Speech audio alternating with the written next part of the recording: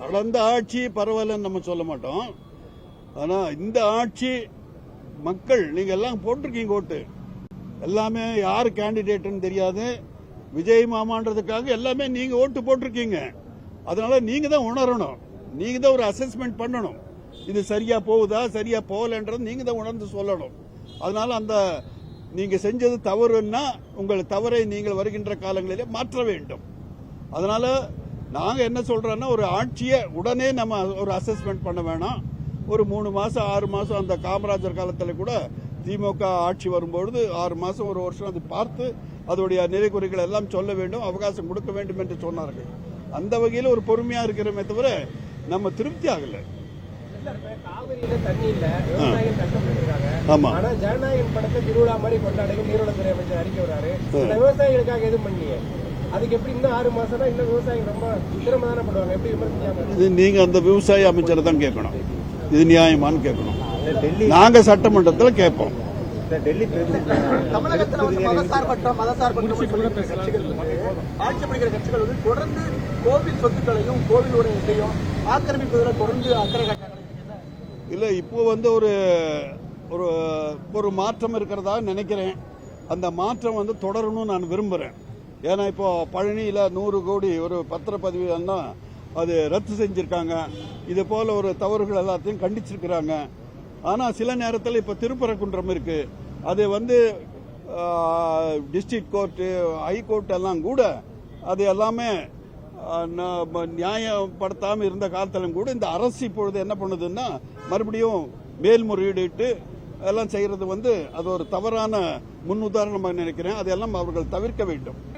வீர வணக்கம் செய்கின்றோம். வீர வணக்கம் வீர வணக்கம் வீர வணக்கம் வீர வணக்கம். ஆடிட்டர் ரமேஷ் ஜிக்கு வீர வணக்கம். ஆடிட்டர் ரமேஷ் ஜிக்கு வீர வணக்கம். ஆடிட்டர் ரமேஷ் ஜிக்கு வீர வணக்கம். ஆடிட்டர் ரமேஷ் ஜிக்கு வீர வணக்கம். வீர வணக்கம் வீர வணக்கம் வீர வணக்கம் வீர வணக்கம் வீர வணக்கம் ஜிக்கு வீர வணக்கம். பாரத் மாதா கி ஜெய்.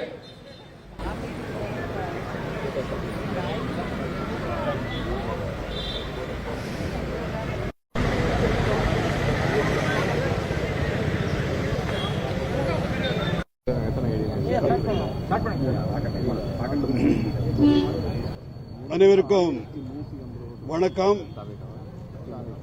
பெற்ற தாயும் பிறந்த நன்னாடும் நற்றவமாயினும் நனி சிறந்தனவே என்று பாரதியின் கூற்றுக்கேற்ப தனது உயிரையே நமது தாயகத்திற்காக தியாகம் செய்த தியாக சுடரின் 13வது நினைவு நாளை இன்று மிக கனத்த இதயத்துடன் நாங்கள் இங்கு ஒன்று சேர்ந்து அஞ்சலி செலுத்த சேர்ந்துள்ளோம். 13 ஆண்டுகள் ஆனாலும் விதைத்தவர் தூங்கினாலும் விதைகள் உறங்குவதில்லை என்று சொல்வது போல் அவர் அன்று செய்த உறுதிமொழி, தேசத்திற்காக அவர் செய்த தியாகம் இன்று அது பல இளைஞர்களிடையே நமது தாயகத்தை காப்பதற்காகவும் நமது சமுதாயத்தை காப்பதற்காகவும் கலாச்சாரத்தை ஒழுங்குபடுத்துவதற்காகவும் வேறு ஒன்று இன்று வளர்ந்து கொண்டிருக்கின்றதை நினைக்கும் பொழுது அவருடைய தியாகத்திற்கு நாம் இன்று நன்றி சொல்ல நாம் கடமைப்பட்டுள்ளோம். 13 ஆண்டுகள் ஆனாலும் கூட ஒரு நீதி கிடைக்காத ஒரு சூழ்நிலை இன்று இருந்து கொண்டிருக்கின்றது என்பதை நினைக்கும் பொழுது மனதிற்கு ரொம்ப வருத்தமாக இருக்கின்றது. ஜஸ்டிஸ் டிலேட் இஸ் ஜஸ்டிஸ் டினைடுன்னு சொல்லுவாங்க. காலம் தாழ்த்தப்பட்டு கிடைக்கின்ற நீதி மறுப்பதற்கு இணை என்று சொல்வார்கள். 13 ஆண்டுகள் ஆகியும் கூட இது போன்ற ஒரு கொடூரமான ஒரு தாக்குதலில் இன்னுயிர் ஈன்ற ஒரு குடும்பத்திற்காகவும் அவருடைய சார்ந்த இயக்கத்திற்காகவும் போராடியும் கூட நீதி கிடைக்கவில்லை என்றால் நாம் எப்படி இந்த நீதித்துறையின் நம்பிக்கையை நாம் பெற்றிருக்க முடியும் என்பதை சற்று நாம் சிந்திக்க வேண்டும். ஆனால் புதிய ஆட்சி வந்திருக்கின்றது. வருகின்ற காலத்திலும் கூட இந்த மாதிரி ஒரு தாமதம் ஏற்படாது நீதி வழங்குகின்ற ஒரு முயற்சியை அவர்கள்லாம் செய்வார்கள் என்ற நம்பிக்கையில் அவர்கள் செய்ய வேண்டும் என்ற ஒரு வேண்டுகோளையும் நான் சட்டமன்ற உறுப்பினர் என்ற வகையிலே நான் விடுக்க ஆசைப்படுகின்றேன். எதிர்காலத்திலே நமது ஆடிட்டர் ரமேஷ்ஜி அவர்கள் காட்டி கொடுத்த பாதையிலே இன்னும் நாம் நிறைய பணிகளை செய்ய வேண்டியிருக்கின்றது. நிறைய நமது தேசத்திற்காகவும் நமது கலாச்சாரத்திற்காகவும் நாம் யாரையும் பகைப்பது அல்ல, நம்மை பாதுகாக்க வேண்டிய சூழ்நிலையிலே இன்று இருப்பது துரதிர்ஷ்டமாக இருக்கின்றது. நமது பாரத நாட்டிலே பெரும்பான்மையாக இருந்தாலும் கூட நம்மளை நாம் காப்பாற்ற வேண்டிய ஒரு சூழ்நிலையிலே இன்று பல அரங்கேற்றங்கள் நடந்து கொண்டிருக்கின்றன.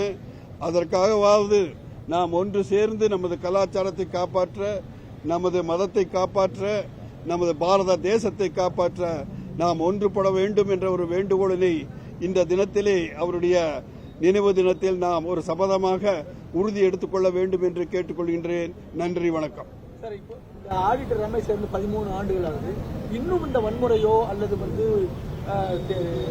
மதத்துக்கு எதிரான குற்றங்களை தடுக்கிறதுக்கு இந்த அரசுகள் என்ன செய்யணும்னு நீங்க எதிர்பார்க்குறீங்க?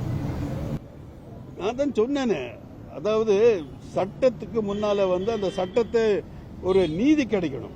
13 ஆண்டு கிடைக்கலன்னா யாருக்கு பயம் வரும்? குற்றம் செய்வர்களுக்கு ஒரு தைரியம் வந்துவிடும்.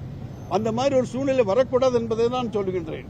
அதனால நீதித்துறைக்கு அங்க ஒரு மற்ற ஒரு காவல்துறையுடைய இன்டர்ஃபரன்ஸ் எல்லாம் இருக்கக்கூடாது. அவர்களை விட வேண்டும். அதிகாரிகளும் அதில் தலையிடக்கூடாது. நீதி அதனுடைய கடமையை செய்ய வேண்டும். அவ்வாறு செய்தாலே நிச்சயமாக குற்றங்கள் குறைந்துவிடும் என்று நான் நம்புகிறேன்.